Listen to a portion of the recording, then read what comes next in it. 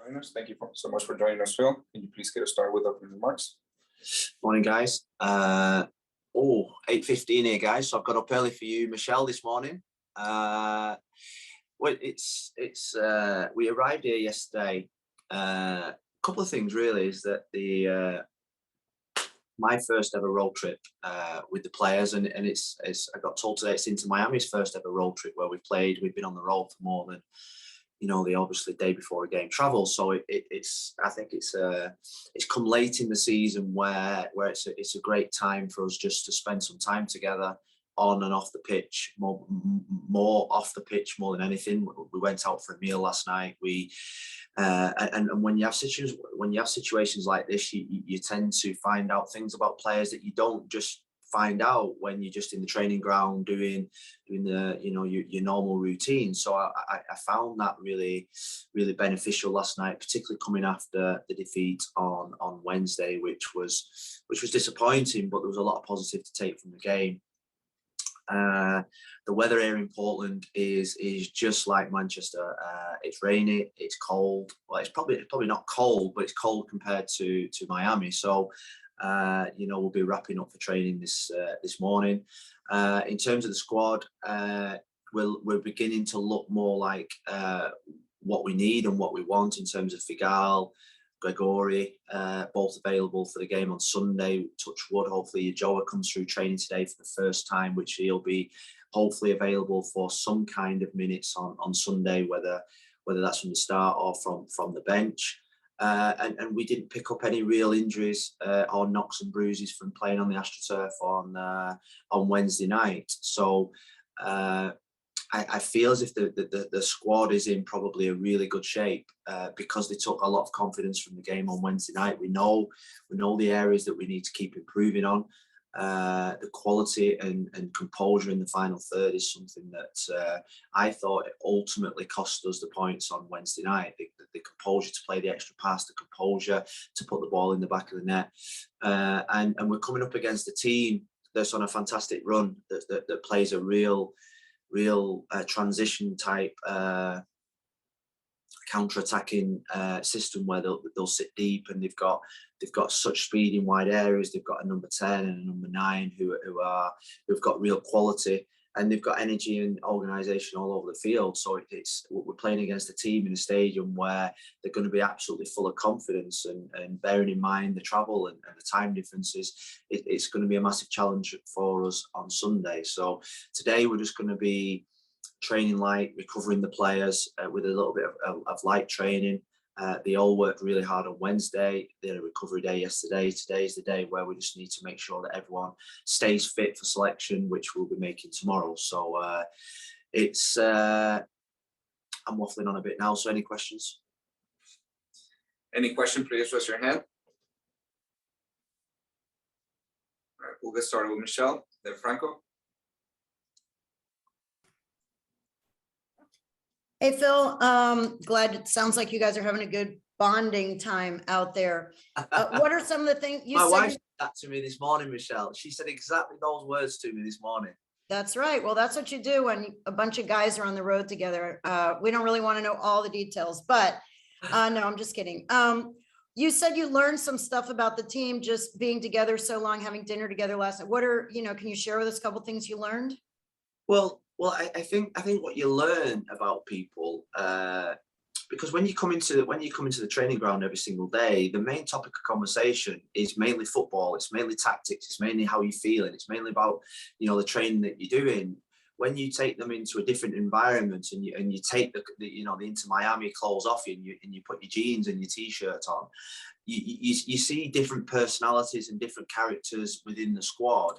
And what you see different types of people that are leading in certain areas, that are organising the meals, that are the energy in the group. And what I always find with these types of experiences and these types of trips, and bearing in mind I had this a lot with at international football, you have you have 10-day road trips as an international manager, even though maybe sometimes playing at home, you're always in a hotel somewhere, that you find out what makes people tick. You find out what people's insecurities are, or what the family is like and what their ambitions are, or even mundane things about, you know, do they have a dog or a cat, or their dislikes and likes. And that is because you have more time to spend with people in a more relaxed environment, where ultimately they are having a conversation with a manager that's not based around selection. They're having a conversation with a person to person, rather than someone that's going to be judging them on their selection or their performance. So I always think that that's really valuable as a manager, to have these types of experiences. And we've waited a long time. You look back to pre-season when we went to Sarasota, which was going to be for 7 to 8 days. It only lasted 3 days because we had to come back because of COVID. So we missed out on these types of experiences in pre-season. And you know, I just felt last night the atmosphere was really good. It was a time to allow them to relax and put their own clothes on, and to eat food that we probably wouldn't be putting on for them, you know, and that sometimes is a big thing as well. Food is a big source of happiness. Let me tell you, when you go in on these road trips, or you're on international camps, that the one thing I would say that when I learned as a manager, as an international, is that you employ all these staff, but the most important person in the staff is the chef, because the chef and the food make you happy. And we had good food, and we had good conversations, and I feel as if the squad's in a really good place. Next question, Franco, then Javier. Thank you, Rafa. Hey, Phil, how you doing? Jet lagged at all? Sorry? Jet lagged at all? Yeah, I've been up since 3. Okay. I hope you guys stayed away from the Voodoo Donuts as well. I know that's a big thing in Portland. If you get a chance to sneak away, make sure you have one. Just wanted to ask you about the approach for this game, and obviously what remains of the season. I think anyone that's really followed the team closely, like most of us here have, know that the turnaround has come with the switching to the 5 at the back and the defensive solidity that's brought the team. But given the situation the team's in, needing to make up points, needing to make up ground, needing victories, how do you balance needing that defensive solidity or desiring that defensive solidity with needing to also make up points and find ways to score goals to win games? Thank you. Yeah, I think it's a really good question. It's a question that we've been asking ourselves probably since the Nashville game, in terms of we're in a situation now where it's almost like it's a cup competition where we have to win games to get to where we want to get to. The gap we don't want to get too big, and the games in hand all of a sudden in the next 10 days will have gone. We'll all be on equal playing field in terms of games played. So to win games of football is really tough in this league. We found a system that was really good for us. We found a system that suited the players that we've got. And we found a system that got us a lot of victories in a short space of time.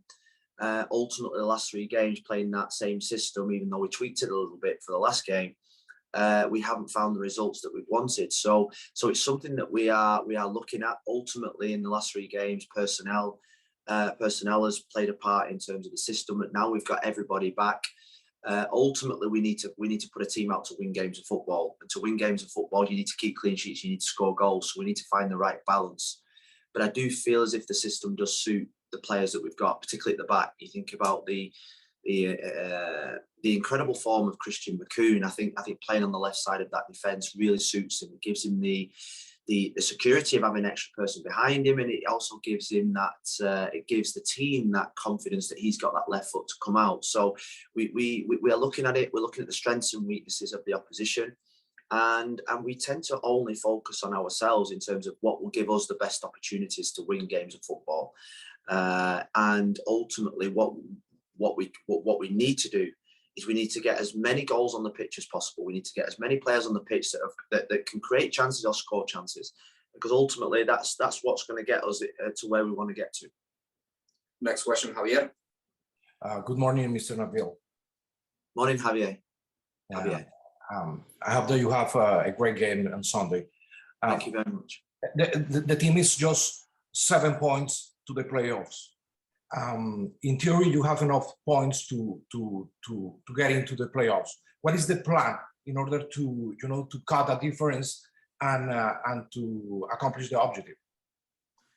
Yeah, well, I think consistency now consistency in our performances, reaching the level that we did against Atlanta, I think is vital. If we play at the level we did against Atlanta in the remaining 8 games, then I think we've got a great chance of qualifying for the playoffs. If we drop below that, then it's going to be really difficult. And the players know that the level that they've set now is high. It's high. We've gone to a team and we've played well, playing a certain way, playing a certain level of performance. So I think consistency now to that performance, making sure that we can't afford players to miss games through suspension now. With too many players have missed games through suspension this year, which has cost us dearly.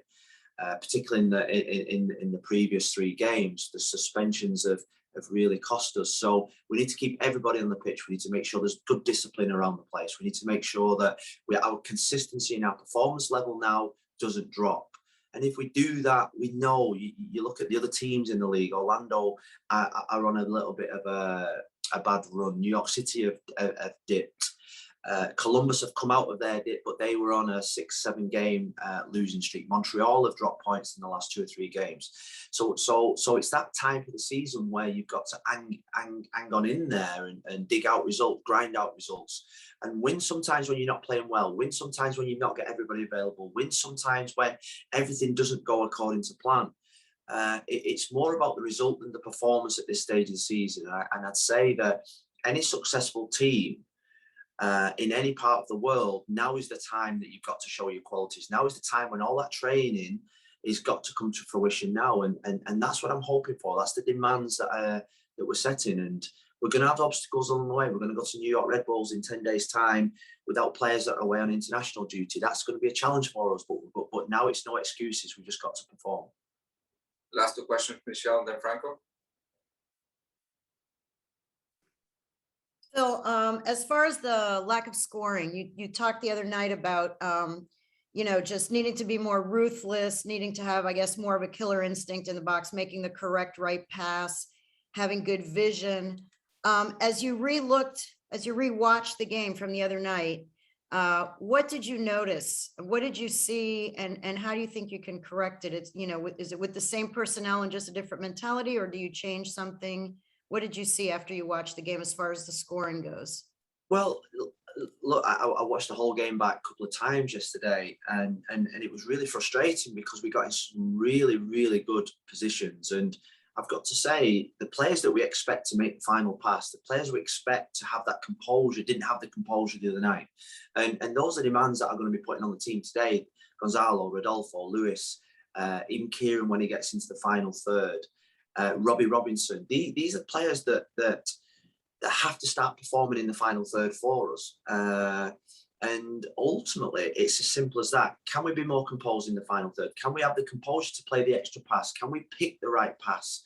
Because we're making good movements. We're getting to some really good positions. And then it comes down to how badly do we want to score?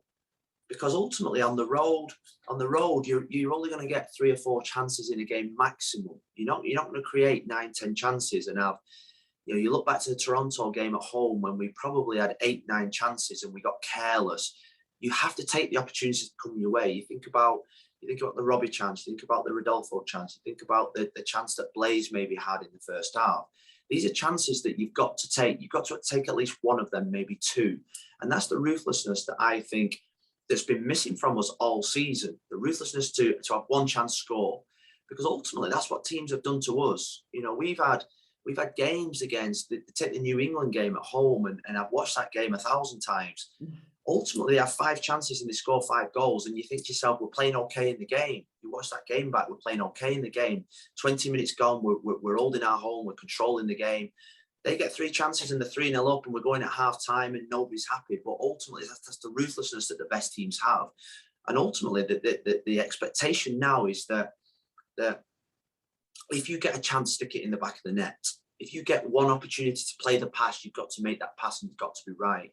Because there's no margin for error now for Inter Miami. Last question, Franco. Thank you, Rafa. Phil, just touching on something you touched on Wednesday. I'm still in Atlanta, so I've lost track of days. You touched on Rodolfo's performance there as an 8, more of a central midfielder. Thought he did really well. I was agreeing with you, just his ability to link up the defense to the attack, bring the ball forward, be it through passes or dribbles. And also he did a great job defensively in terms of maintaining his position.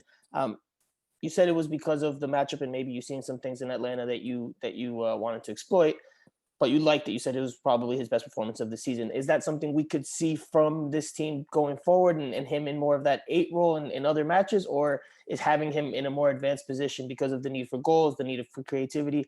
Is that something that maybe we'll see from Inter Miami this weekend and beyond? Thank you, Phil. Well, I think if you look back, I think if Gregory Victor would have been available on Wednesday, I think Rodolfo would have been playing probably a little bit higher up in a more advanced position, maybe in a different type of system. So it was needs must on Wednesday. But what he showed was he showed an incredible desire and determination and discipline to play a role that is a massively important role when you play a 3 in midfield. When you look at a makeup of a 3 in midfield, I always think it's really important not to have the same types of players in the 8, the 10, and the 6. You've got to have different profiles in each position. And I felt on Wednesday we had different profiles in every position, which gave the midfield real good balance. You know, you had the aggression.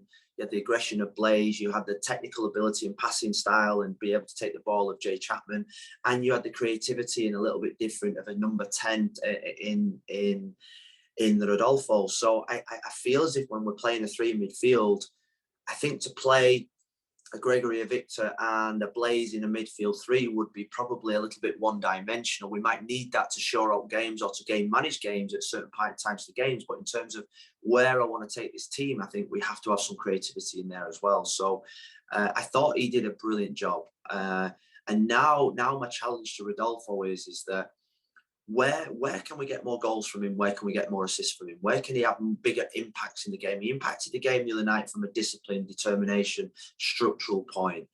But ultimately, we want goals and assists from him. That's what he's paid to do. That's what Gonzalo's paid to do. That's what the forwards are paid to do. They are paid to win us games of football. So that's my challenge. That's the next step. I think we've rebuilt the confidence and belief in Rodolfo. I think there's a real confidence and belief coming back to him in himself. Now it's the next step is go and win us a game of football. Go and do to Portland or Red Bulls like you did to Chicago. You came on, won us a game of football. You won the next game against Toronto. Now we need that more often from these types of players. And if we do that, then we will qualify for the playoffs. And it's a big ask. It's a big challenge, but one I think that Rodolfo is more than willing to step up to. He's got the quality, he's got that ability, and now it's the platforms there for him to go and deliver. Thank you, Phil. Thanks, guys. Have a great.